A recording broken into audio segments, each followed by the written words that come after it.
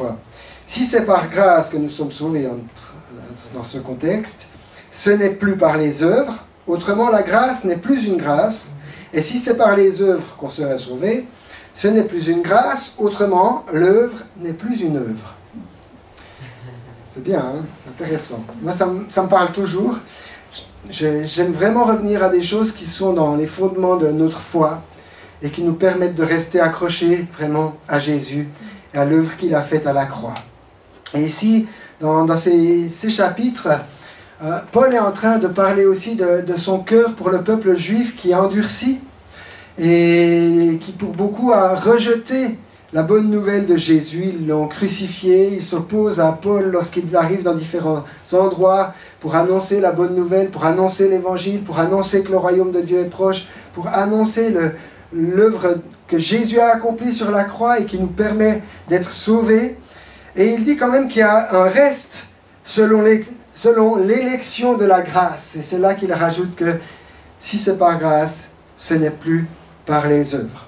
Et donc, même si dans le peuple d'Israël, beaucoup s'étaient endurcis, et le sont encore pour beaucoup aujourd'hui, même si on voit une accélération et qu'il y a de plus en plus de juives et de juifs qui se tournent vers Jésus, il dit qu'il y a un reste.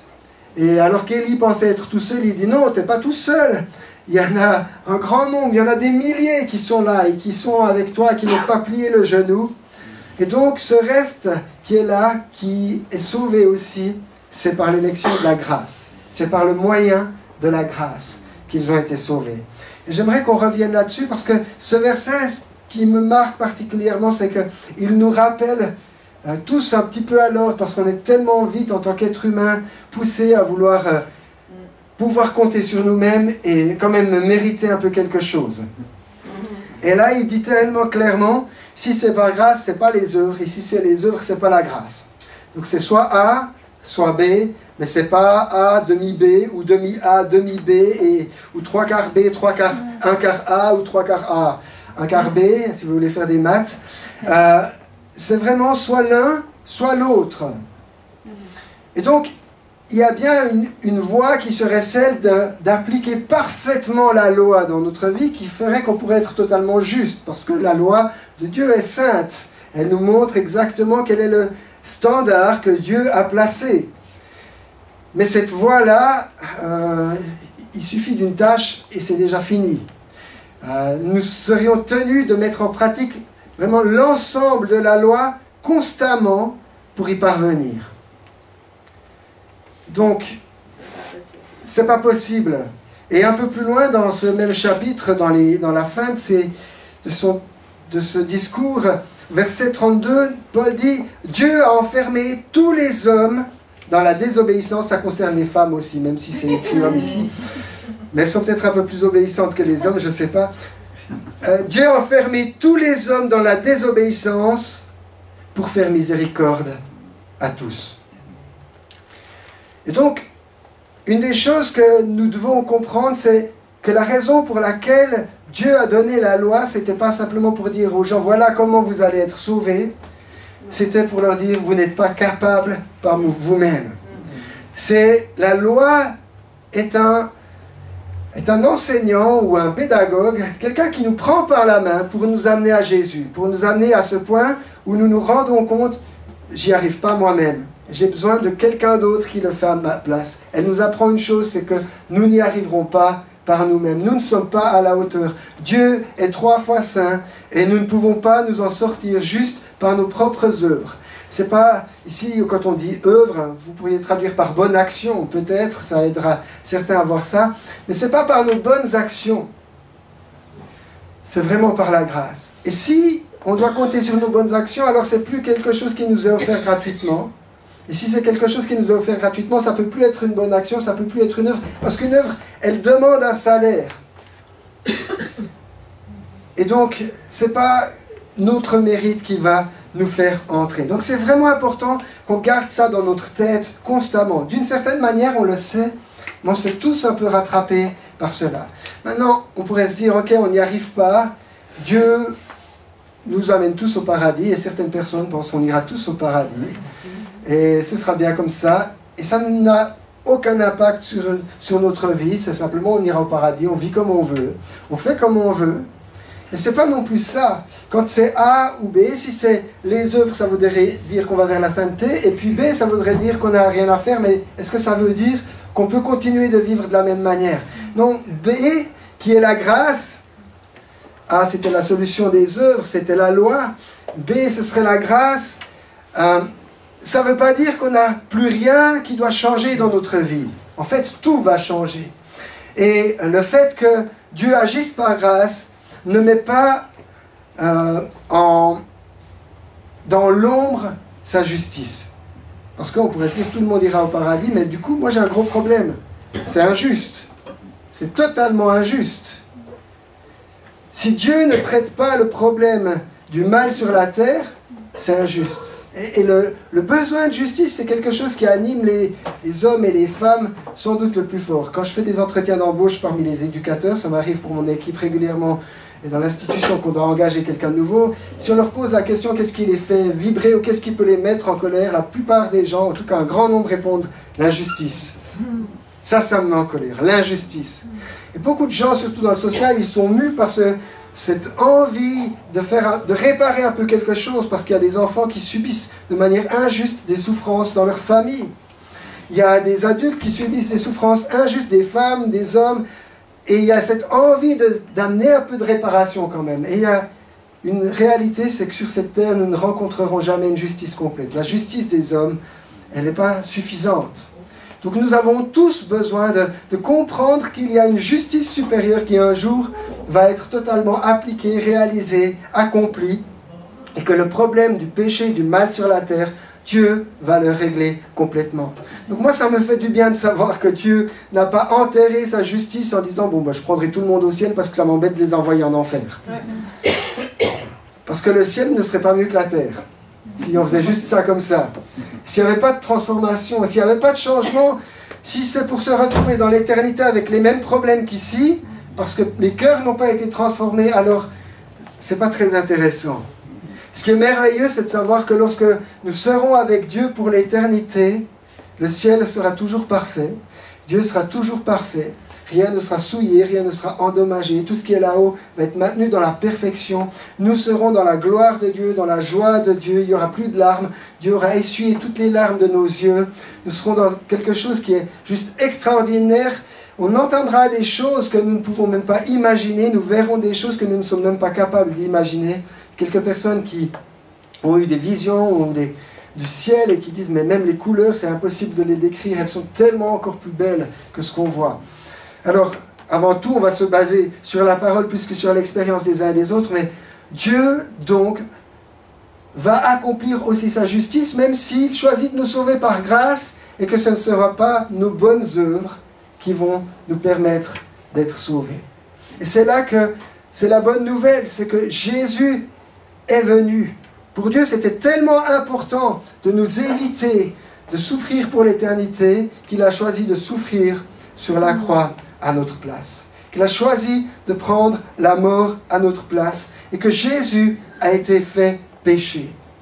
Sur la croix, il s'est chargé de tous les péchés de l'humanité puisque lui-même était totalement pur, sans tache. Et il pouvait ainsi prendre notre place et subir la colère de Dieu contre tout péché.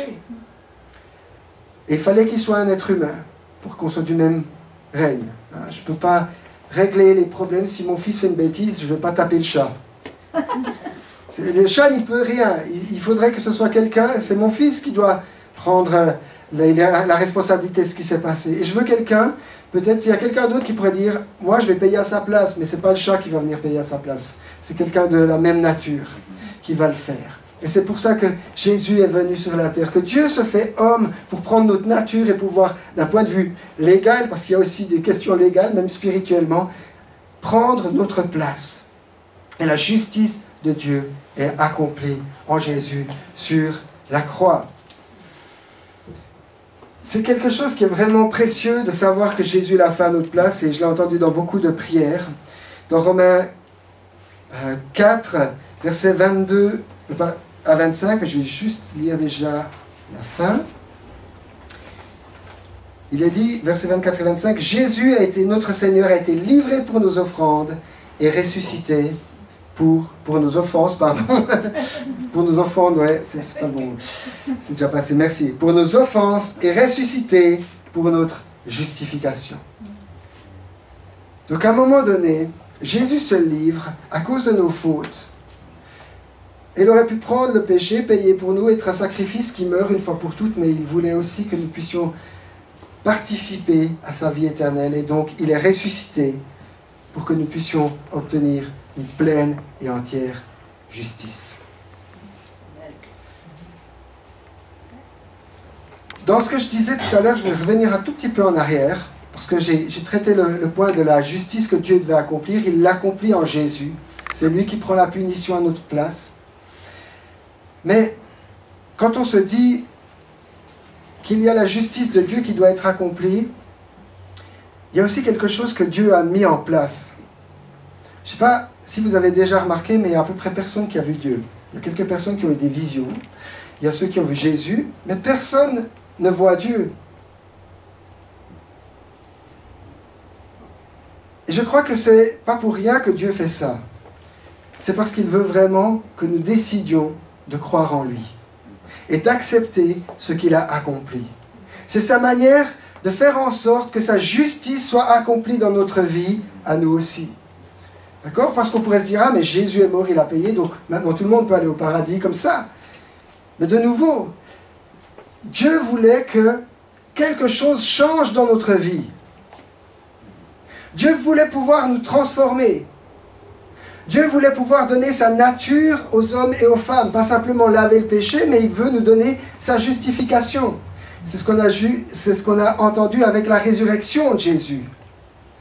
Et si vous vous souvenez bien, l'élément essentiel de notre foi, celui auquel nous devons croire, c'est pas seulement que Dieu existe, parce qu'il y a beaucoup de gens qui pensent que Dieu existe. Dans le monde entier, beaucoup de gens disent il y a un Dieu, il y a une force, il y a quelque chose. Non, l'élément central, c'est de croire que Jésus est mort, mais qu'il est ressuscité le 3e jour. Et donc, Dieu attend de nous que nous ayons à prendre une décision. Mais d'une certaine manière, il se cache. Il ne veut pas rendre la chose tellement évidente que les gens seraient obligés de choisir ça. Il nous laisse une pleine et entière responsabilité à chacune et à chacun. Nous devons choisir qui nous allons servir. D'accord? C'est Bob Dylan qui chantait ça. Tu devras servir quelqu'un. C'est peut-être Dieu, c'est peut-être le diable, mais tu devras servir quelqu'un. Et Francis Cabrel qui l'a traduit en français. Il a un petit peu adouci certaines choses, mais il y a quand même cette question vraiment, tu devras servir quelqu'un. Quelqu'un, peut-être Dieu, peut-être le diable. Mais tu dois servir quelqu'un. Tu ne peux pas rester.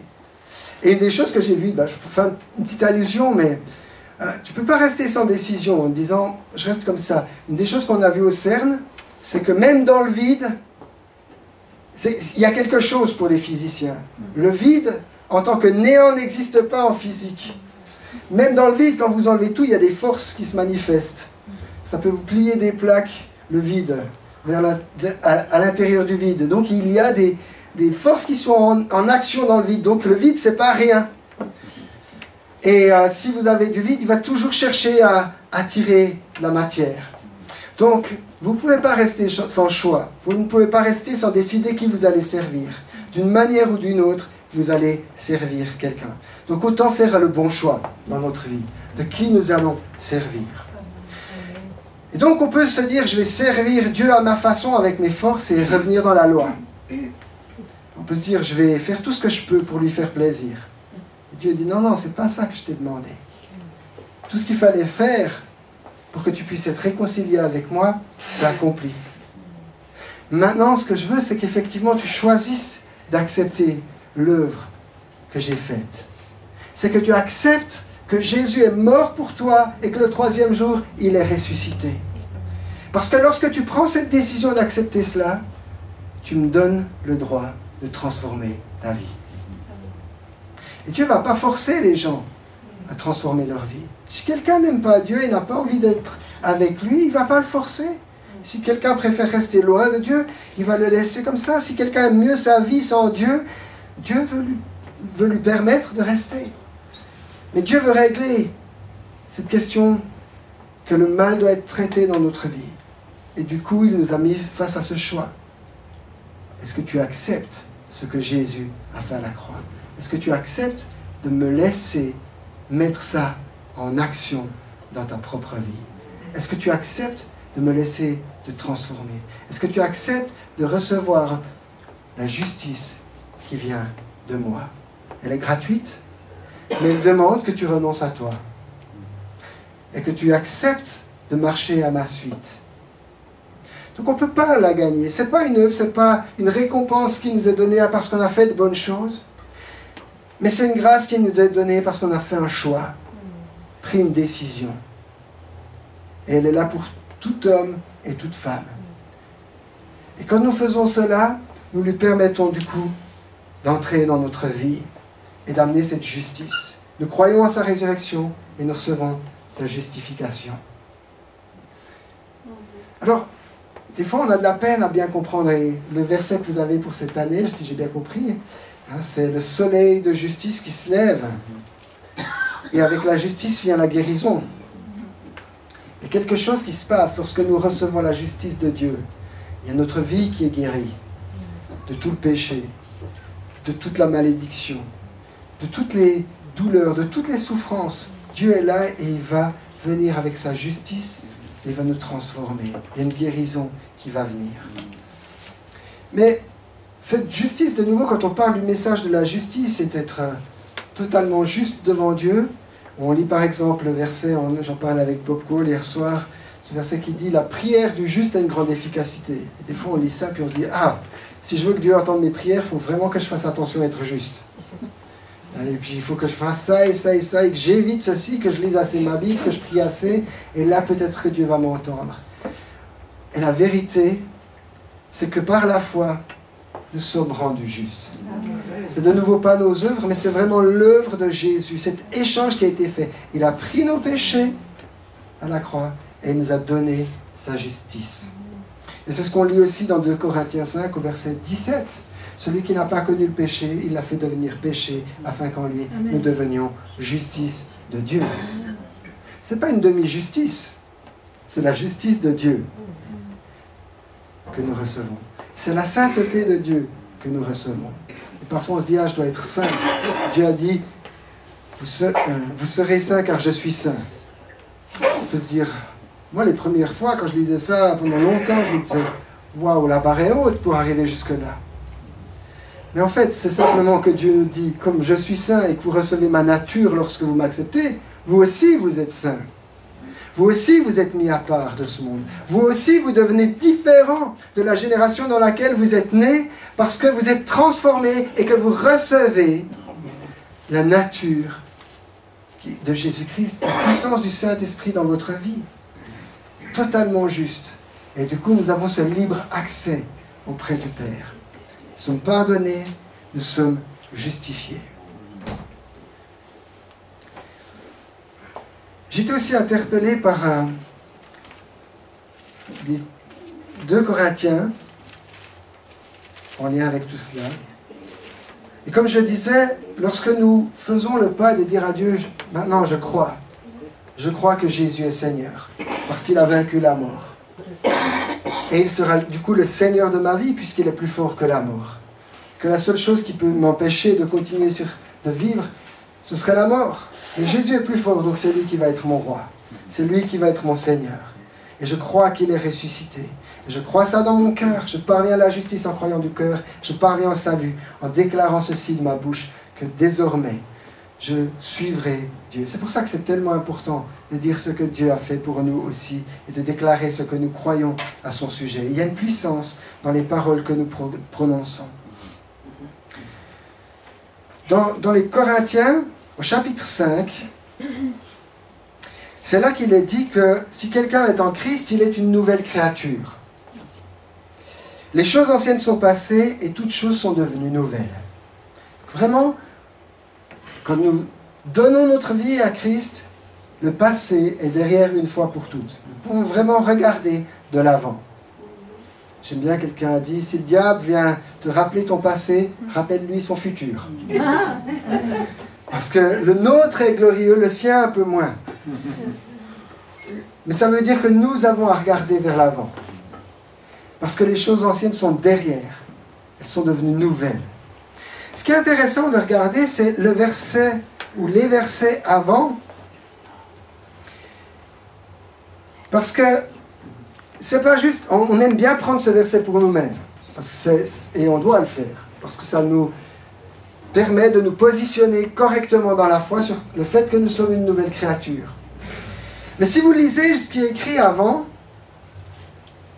on va prendre depuis le verset 15, même 14, ce sera mieux. Car l'amour de Christ nous étreint, nous qui avons discerné ceci, un seul est mort pour tous, donc tous sont morts. Spirituellement, on est mort au péché. Il est mort pour tous, afin que les vivants ne vivent plus pour eux-mêmes, mais pour celui qui est mort et ressuscité pour eux. Ainsi, dès maintenant, nous ne connaissons personne selon la chair. Même si nous avons connu Christ selon la chair, maintenant, nous ne le connaissons plus de cette manière. Et ensuite vient ce verset, si quelqu'un est en Christ, il est une nouvelle créature. Donc c'est très bien de le prendre pour nous, mais il y a une puissance ici, c'est que dans le contexte, Paul dit ça à ses Corinthiens pour leur dire, écoute ton voisin, ta voisine, qui est là à côté de toi, lui aussi, il est une nouvelle créature. Et tu ne vois peut-être pas ça.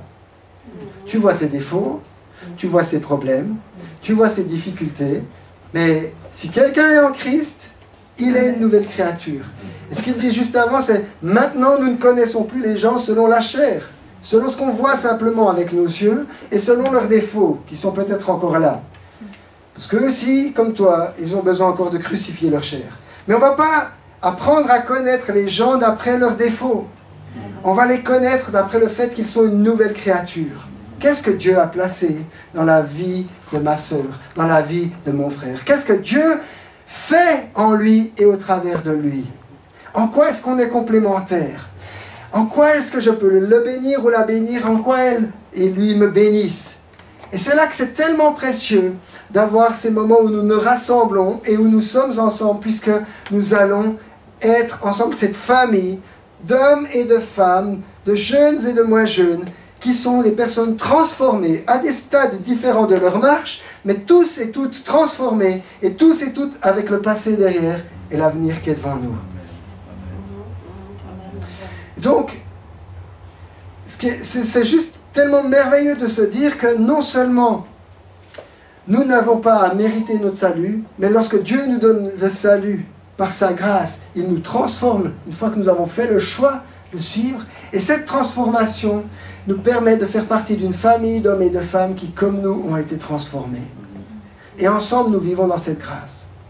Et vous pensez bien que le diable n'aime pas trop ça et qu'il va attaquer tout ce qu'il peut pour semer la division. Et une des choses qu'il va faire, c'est qu'il va utiliser certaines de nos faiblesses, les choses que nous n'avons pas encore mises de côté dans notre vie, ou crucifiées, on devrait dire ça comme ça.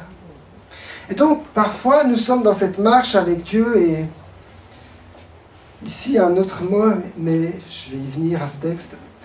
Il y a quelque chose qui se passe, c'est que des fois, je ne sais pas si ça vous est déjà arrivé, on peut se sentir un peu à l'étroit. On a l'impression qu'on n'est pas aussi au large qu'on devrait l'être dans notre foi, dans notre marche avec Dieu. Que quelque chose sert. C'est intéressant, dans le chapitre suivant, Paul fait toute une liste des choses dans lesquelles il se montre recommandable, avec d'autres qui servent, qui est à ses côtés. Il mentionne des tas de choses. Et puis, au verset 11 du chapitre 6, il dit « Notre bouche s'est ouverte pour vous, notre cœur s'est montré large, vous n'êtes pas à l'étroit au-dedans de nous. » Je pense qu'il y avait des fois des tensions un peu quand même. Paul a dû reprendre un certain nombre de choses. Il leur dit « Mais vous avez toute la place dans nos cœurs. Vous n'êtes pas en train de vous serrer, etc., d'une manière où il n'y aurait pas de place pour vous, où vous seriez à l'étroit dans nos cœurs. Non, notre bouche s'est ouverte grande pour vous. Tout ce qu'on veut pour vous, c'est le meilleur. D'une certaine manière, nous désirons vraiment que vous parveniez dans la gloire de Dieu, dans la plénitude de ce qu'il a préparé pour vous. » C'était vraiment le cœur de Paul aussi, ça l'était pour ses églises. Il avait ce cœur-là pour les Juifs, il essayait de faire en sorte que les Juifs soient jaloux et qu'ils aient envie de connaître l'Évangile. Il dit donc, vous n'êtes pas à l'étroit de nous, mais c'est en vous-même que vous êtes à l'étroit. C'est intéressant. En tant que croyant, on peut devenir des fois un peu à l'étroit en nous-mêmes.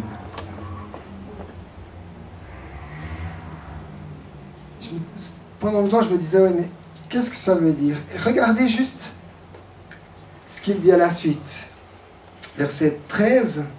En contrepartie, je vous parle comme à mes enfants, montrez-vous large, vous aussi. Et je crois qu'on peut vraiment continuer dans ce qui est écrit. Ne formez pas avec les incroyants un attelage disparate. Quelle association y a-t-il entre la justice et l'iniquité? Donc entre le mal, le péché, les choses mauvaises. Quelle communion y a-t-il entre la lumière et les ténèbres? Quel accord entre Christ et Bélial? Quelle part le croyant a-t-il avec le non-croyant? Et donc, verset 1 du chapitre 7, il dit « Puisque nous avons de telles promesses, bien-aimés, purifions-nous de toute souillure de la chair et de l'esprit en développant, jusqu'à son terme, la sainteté dans la crainte de Dieu. » Alors quand on lit ça, des fois on se dit « Attends, Alain, tu as commencé en nous disant c'est pas par les œuvres, puis là maintenant tu es en train de nous parler de développer la sainteté jusqu'à son terme. » Comment on met ça ensemble? C'est pas toujours simple. La première chose, je crois, c'est de vraiment rester confiant que Dieu a tout accompli. Et que nous ne pourrons rien ajouter à ce qui permet que nous soyons sauvés de par nos œuvres. Par contre, Dieu désire que nous grandissions et que ce qu'il a accompli en nous devienne aussi visible à l'extérieur. Puisque ce qui a commencé, c'est la semence de l'évangile dans notre cœur. Elle se met à grandir, à grandir, à grandir. Le royaume de Dieu a un accroissement sans fin, mais il doit grandir dans notre vie aussi. Et donc, c'est toujours nous qui allons avoir un choix, là encore, parce que Dieu ne va jamais forcer. Il nous a donné le choix de décider de marcher avec lui, il nous donne sa justice, il nous donne sa sainteté, ça nous est acquis. Spirituellement, nous sommes totalement justifiés, totalement saints, nous pouvons nous présenter devant Dieu sans la moindre barrière. Mais Dieu désire aussi ensuite que nous marchions de telle manière et que nous lui permettions que ces choses s'expriment dans notre vie. Parce que nous pouvons aussi décider de rester en gardant ça bien serré dedans, bien à l'étroit, ou nous pouvons décider de le mettre au large, de lui donner l'espace. Et des manières dont nous allons donner l'espace, c'est de nouveau des choix que nous allons faire. Souvent, je lisais ce que Paul écrivait comme commandement, comme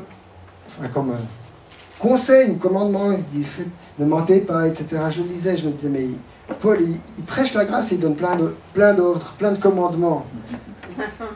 Et à un moment donné, il y a une chose qui m'a apparu, qui m'a aidé, moi. Je ne dis pas que c'est une doctrine ou à faire, mais je ne vais pas aller très loin, ce n'est pas quelque chose de compliqué. C'est juste de me dire, Paul nous donne le moyen de discerner entre les appels de la chair et les appels de l'esprit. Vous voyez, quand il dit ne mentez pas, tous, on a une conscience quand on est en Dieu. Il y a des choses, on sait que ce n'est pas bien de dire telle chose et que ce serait mieux de dire ça, de dire la vérité. Et Paul l'écrit pour que ce soit tellement clair que lorsque vient la tentation de mentir, on se rappelle que non, ce n'est pas la bonne chose à faire. Ça, ce n'est pas l'expression de ce que Dieu est en moi, de Jésus en moi, du Saint-Esprit en moi. Je vais me retrouver serré si je commence à mentir, de plus en plus. Mais si je décide de marcher dans la lumière, si je décide de m'associer avec des frères et sœurs pour grandir dans la foi, je vais me trouver de plus en plus au large. Parce que j'aurai d'autres qui me donnent un exemple. D'autres qui, comme on l'a entendu, peuvent prier pour moi. D'autres qui peuvent parfois me reprendre, me corriger quand c'est nécessaire. Lorsque je suis pris dans des difficultés qui font que j'ai tendance à prendre les mauvais choix, prendre les mauvaises décisions, que peut-être les pressions de la vie font que je n'ai pas pris le temps de parler avec Dieu, d'écouter sa parole. Quelqu'un d'autre peut venir m'encourager, m'aider. Et donc, les associations qu'on fait, c'est pour ça qu'elles sont extrêmement importantes dans notre marche avec Dieu. Est-ce que tu vas, une fois que tu as fait le choix de suivre Dieu, faire des associations avec ce qui lui est opposé, ou est-ce que tu vas t'associer avec ce qui lui ressemble, ce qui est de lui? Et donc je crois que Dieu veut vraiment simplement nous encourager à marcher avec lui, à laisser s'exprimer la nature qu'il a placée en nous. Nous pouvons lui faire confiance. Dans toutes ces choses, nous sommes plus que vainqueurs, quelles que soient les difficultés.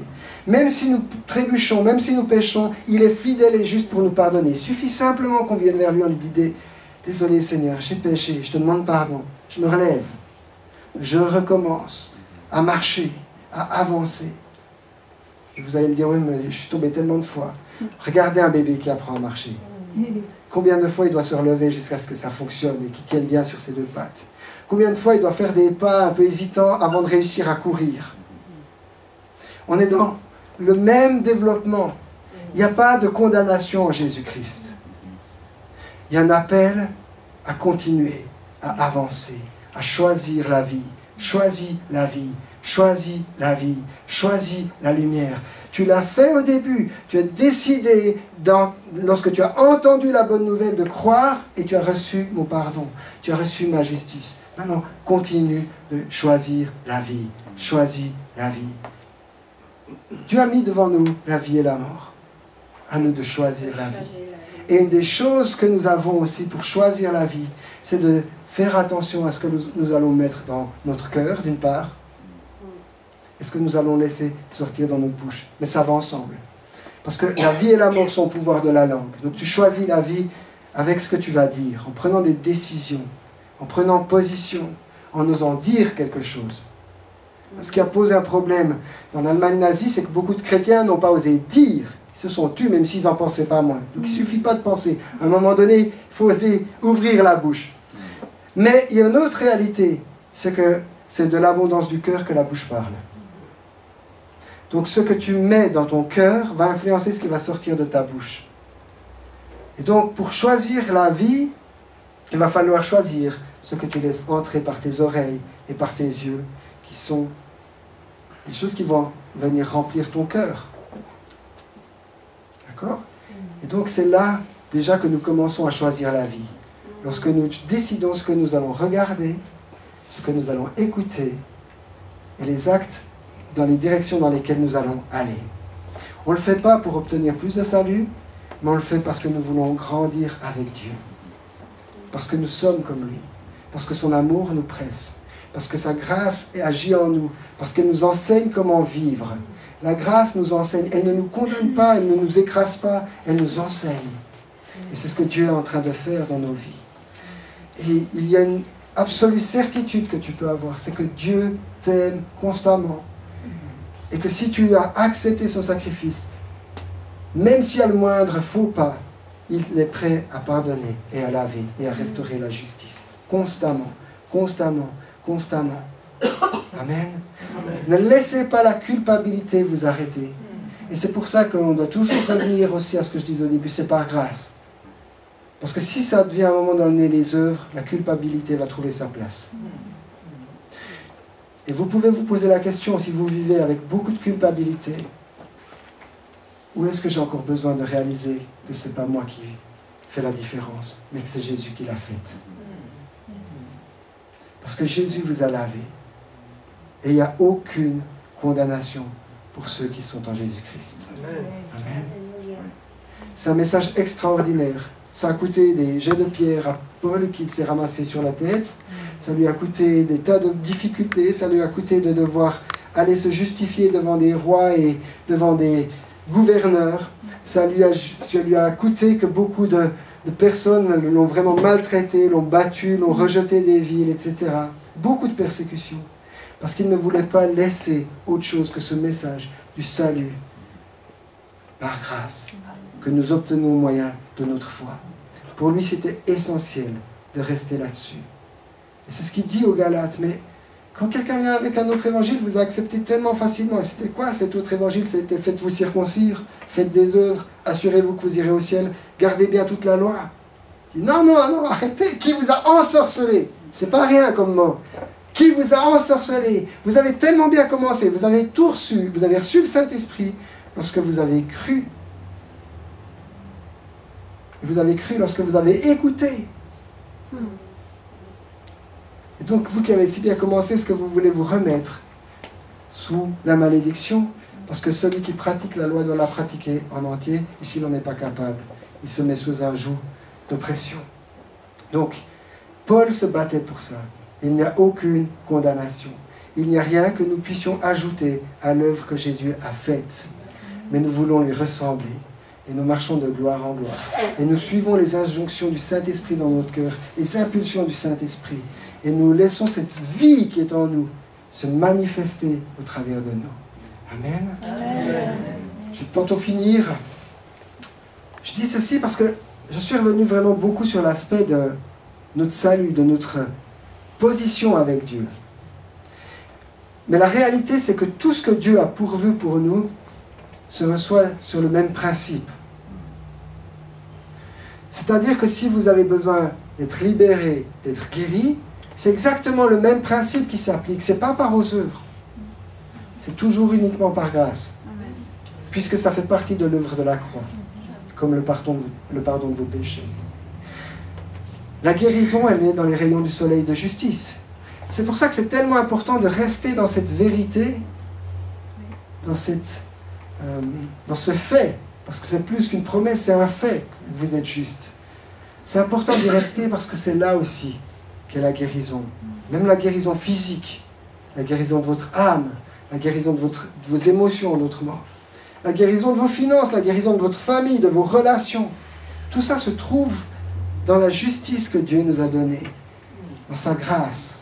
Et nous ne pouvons rien mériter de cela. C'est pour ça que vous avez parfois des gens qui n'ont rien à voir avec l'Église. Ils arrivent, c'est la première fois, ils reçoivent une guérison. Comment ça se fait? Moi, je connais la sœur Intel, ça fait des années qu'elle prie pour sa guérison et j'ai encore rien vu. C'est pas par les œuvres. Je ne dis pas qu'elle est dans les œuvres pour ne pas la recevoir. On ne sait pas ça. Dieu connaît toutes choses. Ma belle-mère est décédée avant que nos enfants soient nés. Elle avait 60 ans. On a prié, on a fait tout ce qu'on savait. On s'est accordé dans la foi. Elle a rejoint le Seigneur. Elle est dans sa paix, elle est dans sa grâce. À un moment donné, elle a préféré s'en aller parce qu'elle souffrait trop. Quelques semaines après, un homme est venu dans notre église. Il avait, je pense, à peu près le même âge. Il commençait l'âge de la retraite. Il était dans le domaine médical. Il nous disait, les collègues médecins font des paris pour savoir combien de temps il me reste à vivre. J'ai un cancer du foie. Je suis allé voir tel et tel homme de Dieu. Il m'a dit, moi, vous avez l'âge de mourir bientôt, c'est bon. Il n'a même pas prié. Il a dit, je suis remonté. Et on m'a dit que dans cette église, vous priez pour les malades. On a prié pour lui. Ben aujourd'hui, ça fait 25 ans à peu près, il est home. Il devait avoir 60, il doit avoir 85, 86 ans. Il est guéri. Et il a vécu d'autres guérisons. Pourquoi est-ce que lui a été guéri, pas ma belle-mère? Parce que pour ma belle-mère, j'ai prié pendant des semaines et des mois. Pour lui, j'ai prié une soirée, une fois. Je ne sais pas.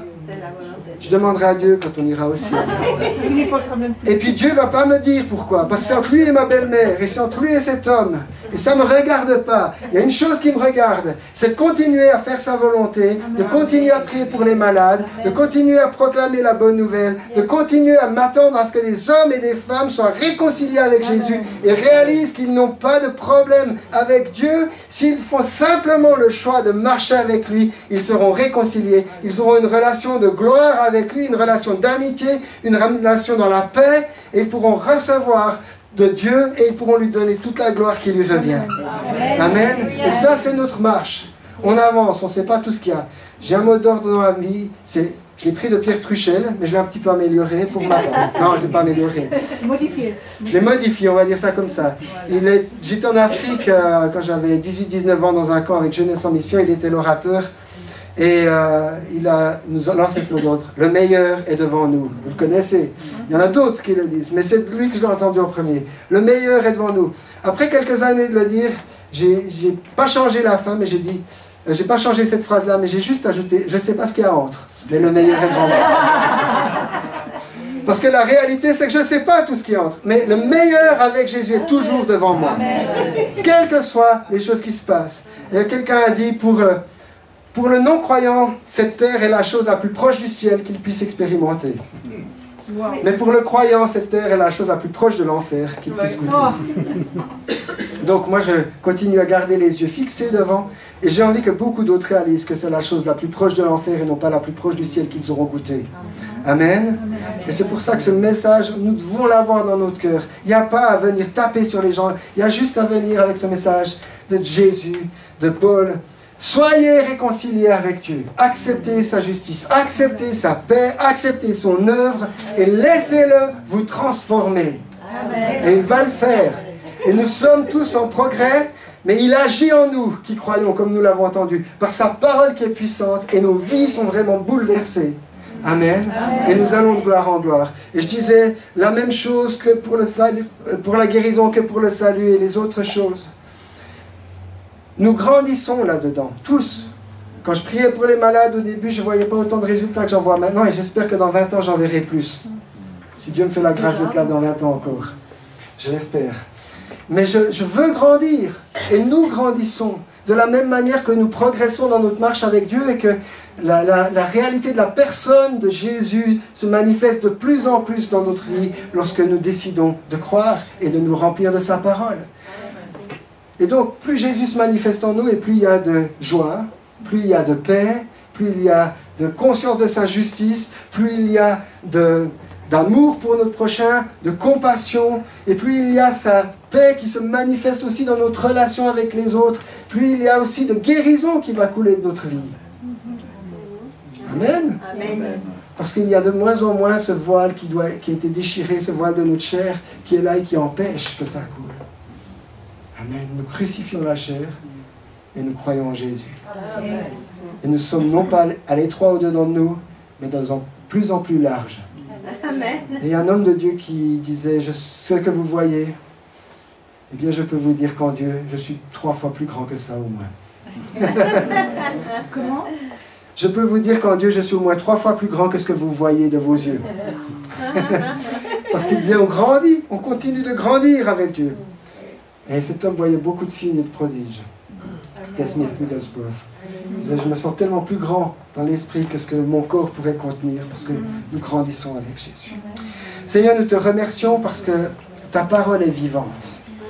Et nous te remercions parce que ce n'est pas par les œuvres. Nous écartons totalement d'essayer de faire cela. Et nous décidons d'entrer dans ton repos. Et nous décidons de croire. Nous l'avons fait pour beaucoup depuis longtemps. Certains le feront peut-être dans les jours qui viennent ou le font ce soir. Mais Seigneur, nous décidons de croire ce que tu as accompli parce que nous voulons que tu nous changes. Et nous voulons ne plus être les mêmes. Nous voulons être totalement une nouvelle créature et nous le sommes déjà. Mais nous voulons que cette nouvelle créature se manifeste pleinement dans tous les domaines de notre vie. Et Seigneur, ce que nous serons n'a pas encore été révélé. Ça viendra dans toute la plénitude.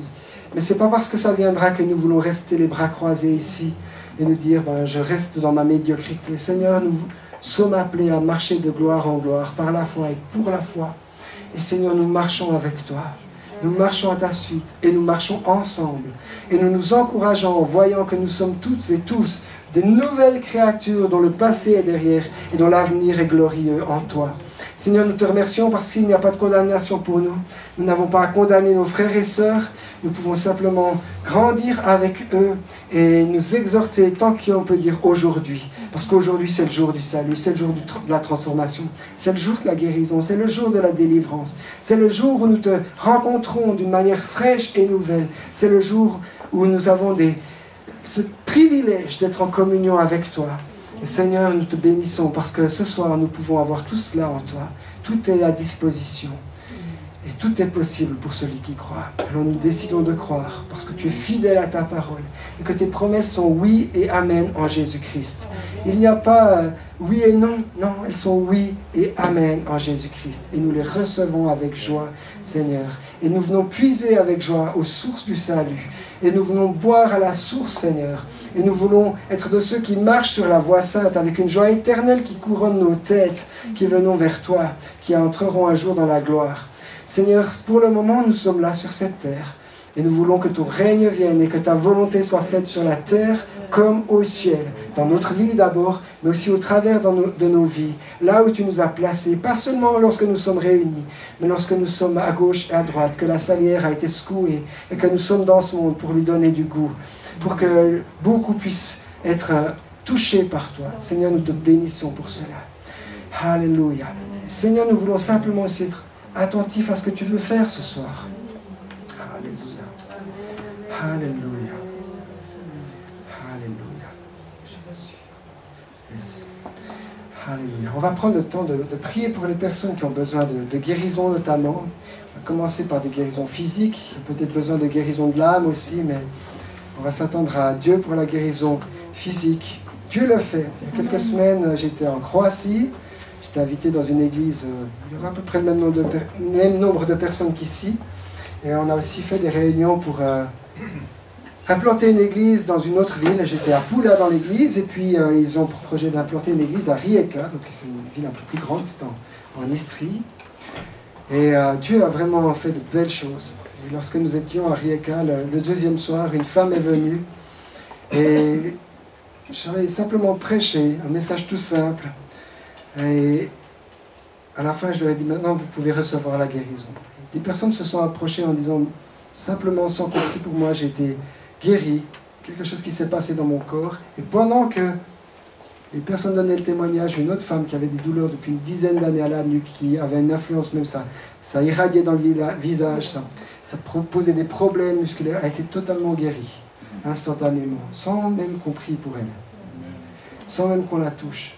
Et dans l'église, il y avait une autre personne qui ne pouvait plus lever les épaules parce qu'elles étaient complètement bloquées, gelées à cause de la douleur et des problèmes articulaires qu'elle avait aussi depuis longtemps. Et Dieu l'a totalement guérie. Et ça faisait des semaines et des mois même qu'elle prenait des antidouleurs. Et elle a appelé le pasteur pendant qu'on était le soir à Rijeka pour dire « Je suis vraiment guérie depuis midi aujourd'hui, je n'ai pas eu besoin d'un seul antidouleur. Et je peux lever les bras et bouger mon corps comme je ne pouvais plus le faire. » Et il y avait un homme aussi, pour dire, c'était une petite assemblée, hein. Il y avait un homme qui était là et qui boitait depuis, je pense aussi, plusieurs années, je ne sais plus combien. À la suite d'un accident, il avait des fractures multiples dans la jambe et encore ses tendons posaient problème. Donc, à cause de tout cela, il avait de la peine à marcher. Et lorsqu'on a prié, Dieu a rallongé la jambe et il ne boitait plus à la fin. Donc, Dieu fait de grandes choses, tout simplement. Et donc, on va simplement s'attendre à lui. Est-ce qu'on va lui ordonner ce qu'il va faire? Non, mais il a dit ce qu'il voulait faire. Il a dit, je suis l'Éternel qui te guérit.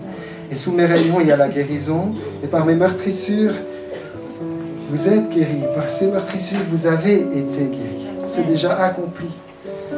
Comme notre salut est reçu, et que parfois on ne voit pas encore ça à l'extérieur, il y a aussi la guérison qui est accomplie. Et des fois, on ne la voit pas tout de suite à l'extérieur.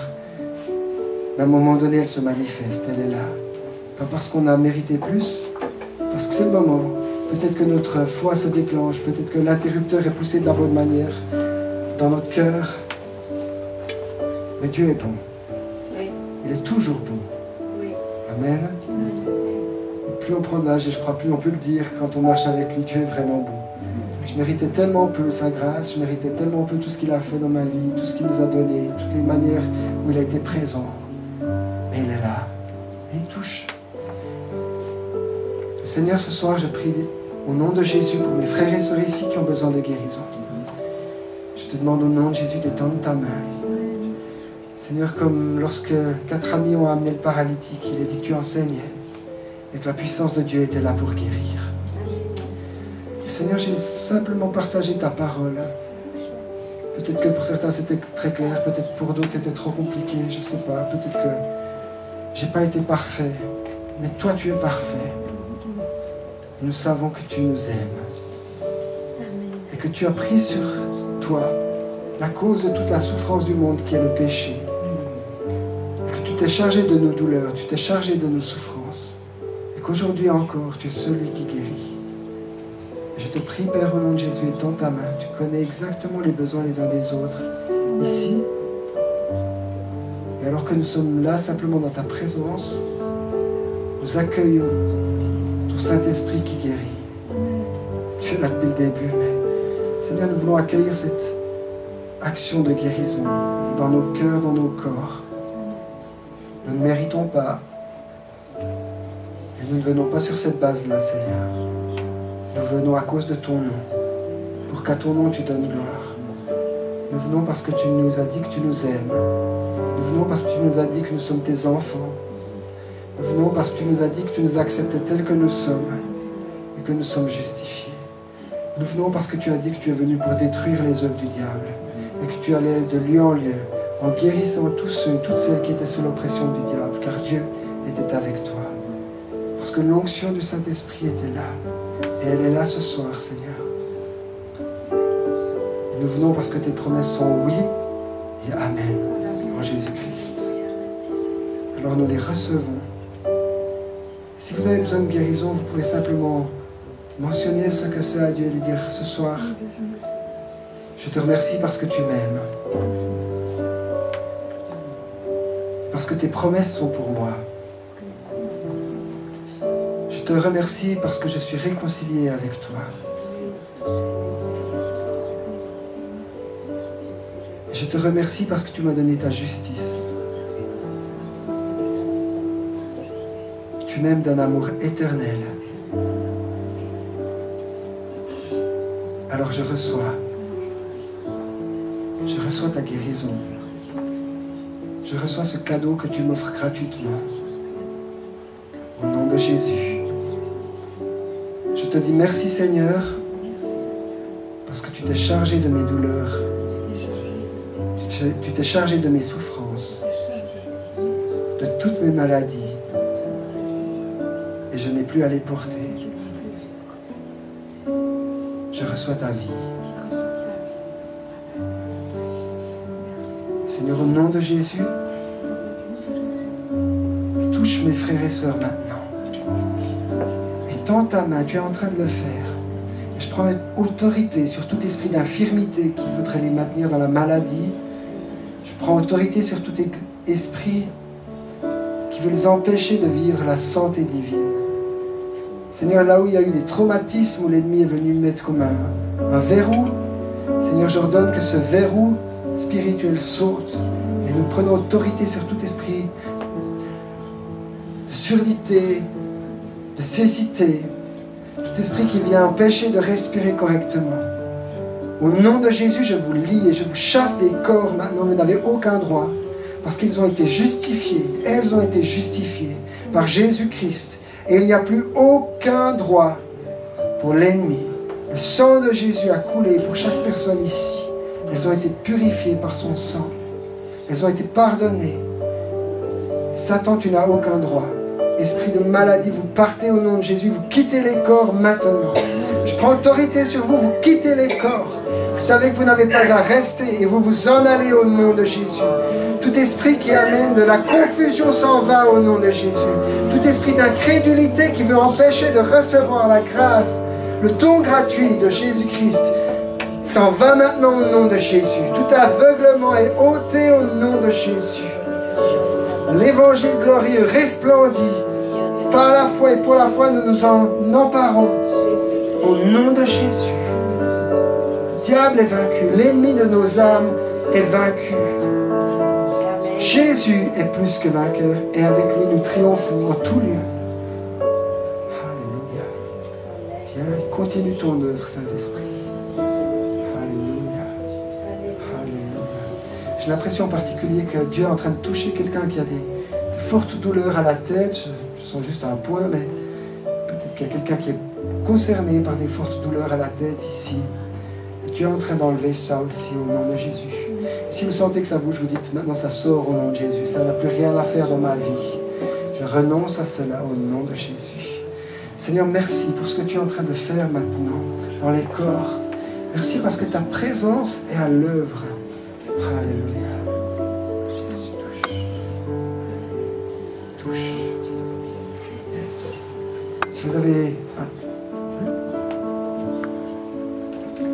Simplement, depuis le début de la fin de la louange, j'ai ressenti des douleurs sur la nuque, puis une chaleur guérissante.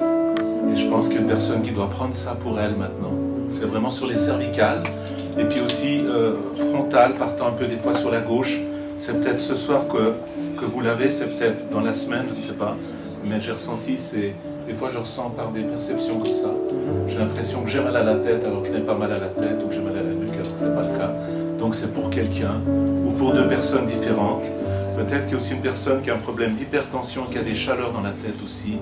Voilà, communique ça.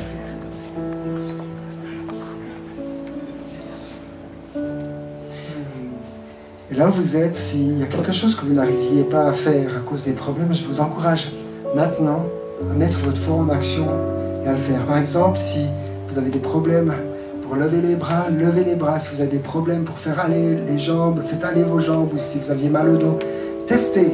Mettez votre foi en action en faisant quelque chose que vous n'arriviez pas à faire. Dieu aime ça. Et Dieu prend plaisir lorsque nous mettons notre foi en mouvement. Amen. Et peut-être vous l'avez déjà fait plusieurs fois, mais faites-le maintenant. Si la nuque bloquait, vous bougez la tête. Je ne vous demande pas de forcer, et il ne faut pas mentir, mais on fait juste ça, au nom de Jésus. Et on lève le bras. Est-ce qu'il y a une différence, frère? Venez nous dire, venez nous montrer. Je vois sur vous, quelque chose s'est passé. Qu'est-ce qu'il y avait comme problème? C'est suite au sport, football, il y a l'épaule ici qui est déchirée et j'ai souvent du mal, mais là ça va. Est-ce qu'il y avait de la douleur qui reste ou bien c'est simplement le mouvement qui est altéré? C'est le mouvement, c'est altéré. Ok. Et jusqu'où vous pouviez aller d'habitude? Jusqu'à quelle hauteur? Je peux faire le mouvement et parfois ça bloque, parfois vraiment ça bloque automatiquement. Seigneur, au nom de Jésus, nous te remercions pour ce que tu fais. Nous ordonnons que cette épaule ne bloque plus, mais que tout le mouvement revienne complètement et sans limitation, au nom de Jésus, sans gêne. Au nom de Jésus. Levez le bras au nom de Jésus. Est-ce que ce mouvement est plus facile qu'avant? Ouais, c'est plus facile qu'avant. Alléluia. Alléluia. Est-ce que quelqu'un d'autre voit une différence? Cette dame qui est derrière. Venez dire ce qui s'est passé. Parce que Dieu a commencé, il va continuer. Quand les papas me disaient corps vocales, je sentais comment de boucher dans les cordes vocales, vu que j'ai des problèmes. Oui. J'ai senti comment des frissons, quoi. Comme une vibration. Voilà, quelque chose. oui. Puis Michel, en plus, elle m'a tenu les bras. J'avais mal, ça va bien. Vous aviez mal au bras aussi? Oui, j'étais tombée. Et la douleur en est où maintenant? Maintenant, ça va mieux. Elle est totalement partie? Pas tout à fait, mais Alors maintenant, dites au nom de Jésus, je reçois la pleine guérison à 100%. Merci Jésus. Levez le bras, allez-y. Est-ce que la douleur est encore là? tout peu là. Un tout petit peu, faites-le encore une ou deux fois. Au nom de Jésus, que toute la douleur s'en aille. Parce que je suis tombée. Oui. Ah, et puis pour la voix, Seigneur, continue d'éclaircir sa voix. Guéris ses cordes vocales totalement au nom de Jésus. Que ça devienne évident pour les autres. Et Seigneur, quoi que ce soit qu'il y ait eu derrière, je te prie de mettre ta paix sur sa voix, ta paix dans son cœur. Et Seigneur, je te prie aussi par rapport à tout ce qu'on a entendu, tu es en train de le faire, mais restaure son âme. Restaure ses émotions. Seigneur, c'est bon de voir la guérison de cette oreille, de ce bras, de sa voix, mais nous prions vraiment de tendre ta main sur ses émotions, de tout ce qu'elle a traversé. Et viens et restaure ses émotions au nom de Jésus. Amen. Alléluia. Est-ce que quelqu'un d'autre voit une différence? Vous savez, je prends les témoignages. J'ai entendu quelqu'un qui disait un jour, dans chaque témoignage, il y a la semence pour que le miracle se reproduise. Le témoignage, c'est la même chose. La même chose? C'est-à-dire que mon bras, j'ai porté des sacs très lourds avec ma sœur, avec la tourbe. Et maintenant, je vais chez une physio. Ça fait déjà 6 fois, j'ai encore 3 fois. Mais là, je proclame que j'ai plus mal. Okay. Quand vous faites le mouvement, quelle est la différence par rapport à avant? Ben, c'est en train de partir. Vous sentez que c'est en train de partir. Ok, au nom de C'est en train Jésus. Ah, aïe, ça fait mal. Ne forcez pas. Seigneur, au nom de Jésus, Au nom de nous Jésus, prenons cette guérison. je prends cette guérison. Merci Jésus. Amen. Amen. Allez-y, doucement, Amen. au nom de Jésus. Amen. Pleinement guéri. Amen. Gloire à Dieu. Ok, faites-le encore une fois sans forcer. Amen. Est-ce que ça a combien la douleur par rapport à avant? C'est 2. 2. Et avant c'était? Sur 10? 7. 7, on est à 2, ok. Totalement, Seigneur. Nous recevons une pleine et entière guérison. Que tout le mouvement revienne et toute déchirure musculaire ou toute inflammation dans les ligaments s'en va au nom de Jésus. Maintenant, totalement, nous libérons ce bras de toute douleur. Gloire à toi, Seigneur. Alléluia. Et là, c'est pas encore vrai. Non, mais vous inquiétez pas. Jésus, Seigneur. Merci Jésus. Seigneur, nous recevons une pleine et entière guérison. Et nous croyons qu'elle vient et que cette douleur s'en va complètement. Et Seigneur, nous te faisons confiance sur le timing exact, si c'est tout de suite ou si c'est dans les heures ou les jours qui viennent. Et nous croyons que toute cette douleur continue de s'en aller alors qu'elle a diminué et qu'elle va disparaître totalement au nom de Jésus. Alléluia. Merci Seigneur. Merci. Alléluia. Alléluia. Est-ce qu'il y a quelqu'un qui a des douleurs aussi dans le bas du dos et sur le côté plutôt, ici? Vous? Qu'est-ce qui se passe pour vous? Ah, j'ai mal au dos.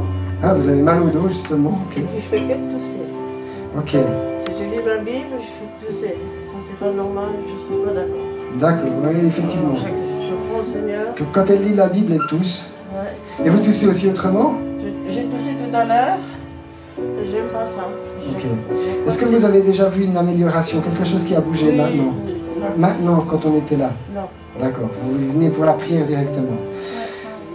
Seigneur, au nom de Jésus, nous prenons autorité sur toute douleur dans ce dos. C'est en bas du dos? C'est là, en bas? Ok.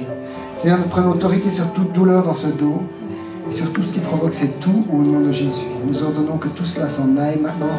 La douleur parte au nom de Jésus. Que tout blocage, toute inflammation dans le bas du dos et tout problème au niveau des disques intervertébraux s'en aille au nom de Jésus. Que les nerfs qui sont coincés soient débloqués maintenant. Que toute usure soit restaurée au nom de Jésus. Que le mouvement revienne complètement. Prenons autorité sur tout ce qui provoque cela au nom de Jésus. Nous ordonnons que ça parte. Et nous libérons les poumons et les bronches et tout ce qui provoque cette toux au nom de Jésus. Seigneur, tu libères maintenant au nom de Jésus. Nous plaçons notre sang sous le sang de Jésus. Alléluia. Ok, essayez de bouger votre dos et vous me dites s'il y a une différence.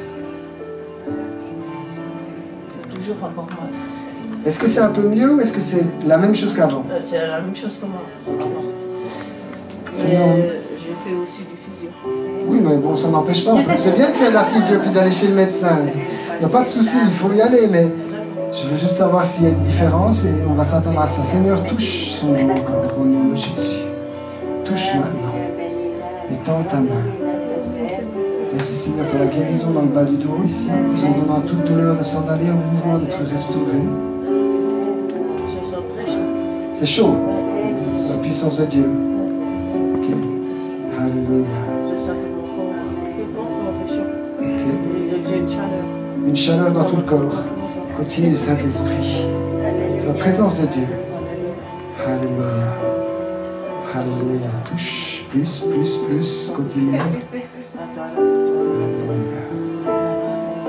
Vous êtes là? Oui. Plus. Alléluia. Continue, Saint-Esprit. Alléluia. J'ai appris quelque chose en voyant quelqu'un qui avait beaucoup de résultats dans la guérison. C'est que parfois, il faisait exprès, vous pouvez aller vous asseoir et puis vous nous direz ensuite ce qui s'est passé. Il faisait exprès de détourner l'attention des gens. Parce que parfois, on est tellement concentré sur le fait de je veux recevoir, qu'on se crispe. On se crispe et on n'est plus dans la position de recevoir. Et souvent, la meilleure chose à faire, c'est de... Ok. Il disait souvent, pensez à la meilleure glace que vous avez jamais mangée. À ce moment-là, il priait pour les gens. Et les gens étaient guéris. C'est pas que c'est la seule manière, mais c'est de dire, ça ne dépend pas de combien on est en train de prier, combien on est en train de combattre. C'est le moment où on reçoit. Et quand vous buvez un verre d'eau, vous buvez simplement. Quand vous recevez un cadeau de quelqu'un, vous êtes... Sauf si vous vous méfiez qu'il y a un piège, vous recevez ça avec joie et librement, détendu, n'est-ce pas? Donc l'idée, c'est de faire la même chose avec ce que Dieu nous donne. C'est d'être relax, détendu, parce que ce n'est pas nous qui allons le faire, c'est juste lui qui est en train de le faire dans nos corps. Est-ce qu'il y avait quelqu'un qui avait des mal dans le bas du dos ici, ce soir? C'est d'un côté là. J'avais mal de la tête aux pieds et là j'ai l'impression vraiment que tout s'est libéré aussi déjà au niveau de la nuque. Alléluia! Alléluia! Quelqu'un d'autre? Encore un témoignage aussi? S'il y a quelqu'un qui est concerné par le bas du dos là, sur le côté, c'est plutôt d'un côté j'ai l'impression. Vous? Ok. Vous voulez que je vienne vers vous? Vous êtes en mesure de venir ici, comme vous voulez.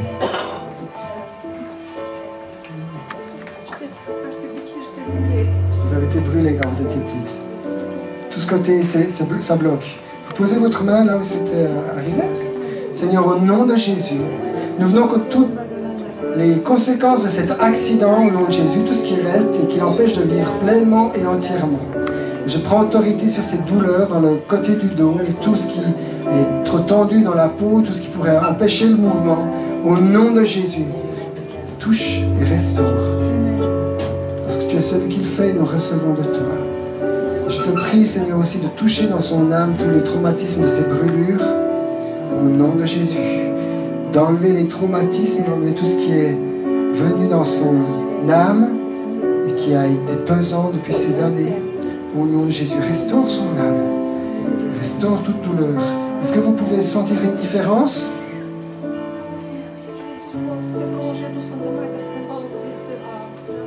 Il y a très longtemps. Ok. Est-ce que là vous sentez une différence si vous faites le mouvement? Est-ce que c'est mieux? Un peu mieux? Ouais, il faut croire. Il faut recevoir. En fait, surtout recevoir. Imaginez que vous êtes en train de recevoir un cadeau, que Dieu vous tend un cadeau. Un beau cadeau, le plus beau que vous ayez jamais eu. Et là, il vous tend le cadeau d'une guérison, il vous tend le cadeau de sa grâce, de permettre que ces choses se remettent en état. Seigneur, nous recevons ensemble ce cadeau de toi. Seigneur, il n'y a pas à performer quoi que ce soit. Tu es celui qui le fait, nous le recevons simplement. Au nom de Jésus. Au nom de Jésus. Essayez encore de me dire si ça fait une différence. Doucement. Ouais. Beaucoup de choses qui vous sont arrivées. Ouais. Dieu va vous toucher encore, Seigneur, au nom de Jésus. Dieu restaure son âme aussi. Viens et guéris son âme. Touche-la, viens Saint-Esprit. Remplis-la, que ta présence vienne sur elle au nom de Jésus. Ta présence l'envahisse. Tu es celui qui guérit les cœurs brisés. Tu es celui qui met une huile de joie là où il y avait le deuil. Tu es celui qui est le bon berger, qui nous conduit, qui restaure notre âme dans les verts pâturages et près des eaux paisibles. Je te prie ça pour ma sœur. Viens la restaurer les traumatismes qu'elle a eus. Seigneur, merci pour les médecins, mais ils n'ont pas la solution ultime. Toi, tu es là. Et nous prions, Seigneur, pour notre sœur et nous nous unissons pour te demander d'étendre encore ta main. Que ton amour puisse vraiment la toucher ce soir de manière nouvelle.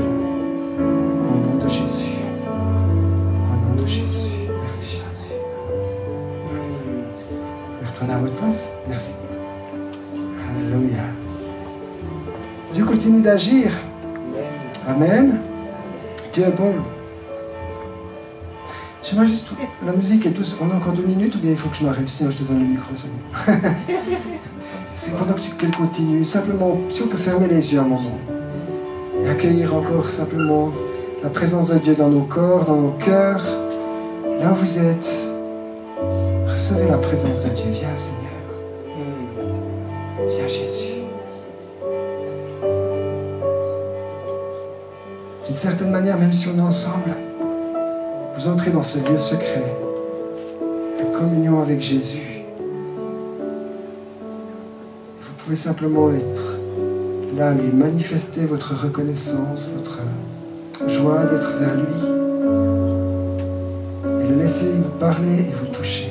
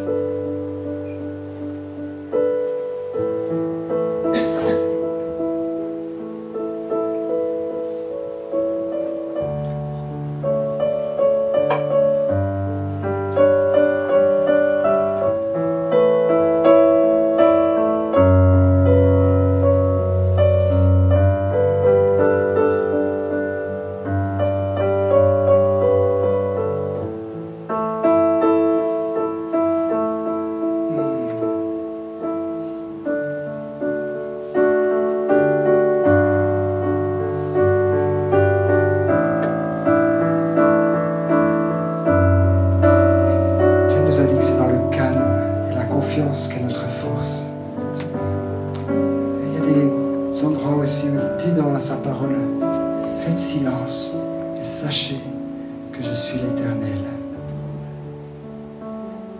Parfois on n'a pas l'habitude, mais d'être juste là devant Dieu avec la musique et d'être dans le silence, on se dit qu'est-ce qui se passe? Et Dieu dit dans un des psaumes, pour toi Seigneur le silence est louange, même le silence est louange. Et parfois c'est bon de savoir se tenir devant Dieu.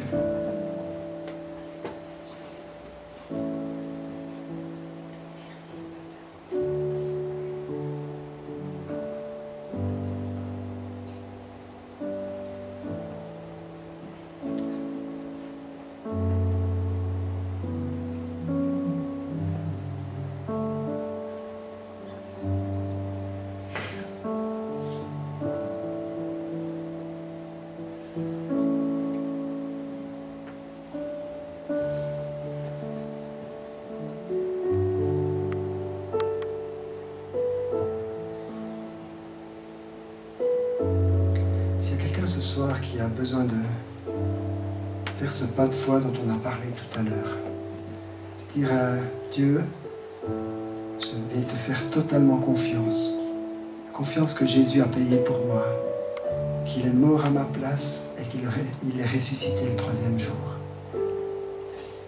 Dieu, je veux que tu viennes prendre toute la place dans ma vie. Ce soir, je te donne l'autorisation de changer ma vie.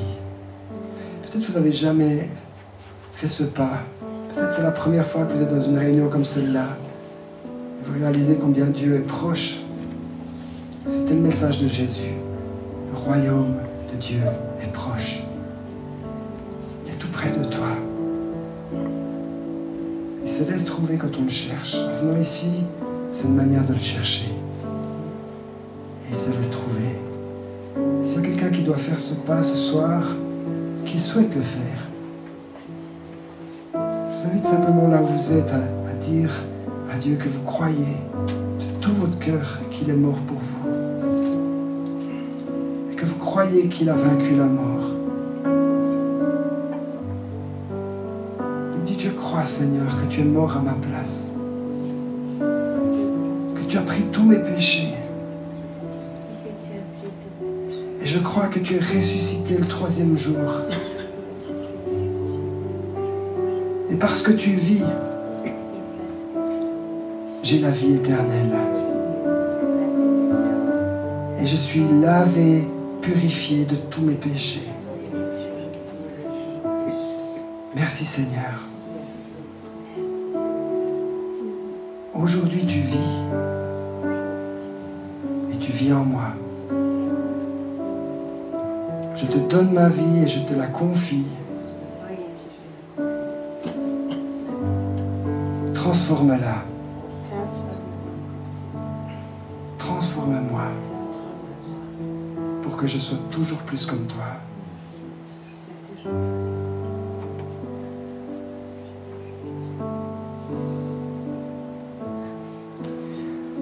La bonne nouvelle quand on se réconcilie ainsi avec Dieu, c'est que nous sommes enfants de Dieu. Et que Dieu est un Père qui est bon. Très bon. C'est le seul qui soit bon.